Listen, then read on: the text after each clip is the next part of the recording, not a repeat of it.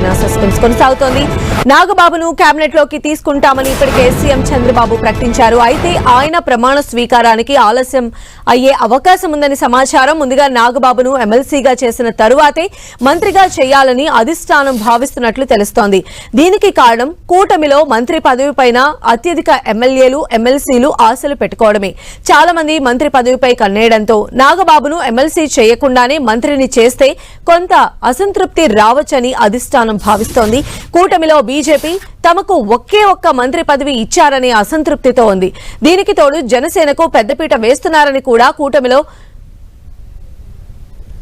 కలగకూడదు అనేటువంటి యోచనలో ఉంది. గత త్వరలో ఏపీ శాసన మండలిలో 4-5 ఎమ్మెల్సీ పదవులు ఖాళీ అవుతాయి. వచ్చే ఏడాది మార్చి 30 తర్వాత 4 ఎమ్మెల్సీ స్థానాలు ఖాళీలు ఏర్పడతాయి. ఇందులో ఒకదాన్ని నాగబాబుకి ఇస్తారనే ప్రచారం జరుగుతోంది. ఆ విధంగా చూస్తే నాగబాబు ఏప్రిల్లో ఎమ్మెల్సీ అయితే కొత్త తెలుగు సంవత్సరం ఉగాది వేళ మంత్రిగా నాగబాబు ప్రమాణ స్వీకారం చేసే అవకాశం ఉందంటున్నారు.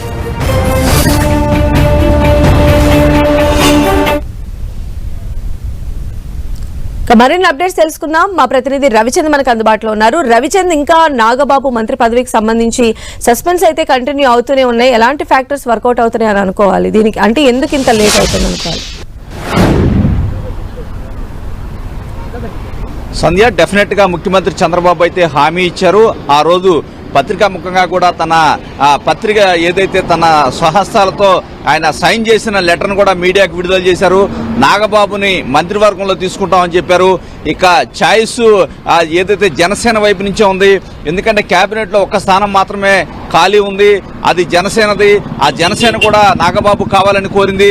చంద్రబాబు కూడా దాన్ని ఓకే చేశారు. అంటే ఇప్పుడు జనసేన మంచి రోజు చూసుకొని ప్రమాణ స్వీకారానికి టైం అడిగితే చంద్రబాబు చేయించడానికి రెడీగా ఉన్నారు. కాకపోతే ఎమ్మెల్సీ నాగబాబు కావాల్సి ఉంది. అయితే ఇప్పుడు ప్రస్తుతానికైతే ఎమ్మెల్సీలు ఏవి కూడా ఖాళీ లేవు. మార్చిలో అయితే 4-5 స్థానాలు ఖాళీ అవుతాయి. జనరల్ గా ఫుల్ టర్మ్ ఉండే ఎమ్మెల్సీ స్థానాలని చెప్పుకోవచ్చు. అయితే కొంతమంది వైసీపీ నుంచి ఫిరాయించిన ఏదైతే ఎమ్మెల్సీలు ఉన్నారో 4 ఇప్పటికే రాజీనామాలు చేశారు. కానీ చైర్మన్ వాటిని ఆమోదించలేదు. మరో 6 కూడా రాజీనామా చేయడానికి సిద్ధంగా ఉన్నారు. ఈ నేపథ్యంలో ఒకవేళ వీరి రాజీనామాలు గనక చైర్మన్ ఆమోదిస్తే వెంటనే వాటిలో నాగబాబుకి ఇచ్చే అవకాశం అయితే కనిపిస్తుంది.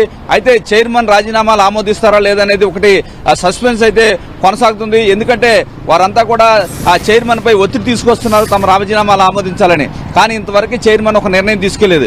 జనరల్ గా జరిగే స్థానాల్లో ఏదైతే రేపు మార్చి తర్వాత ఒక 5 స్థానాలు ఎమ్మెల్యే కోటాలో ఖాళీ అవుతాయి. వాటిలో అయితే డెఫినెట్ గా నాగబాబుకి ఇచ్చే అవకాశం ఉంది.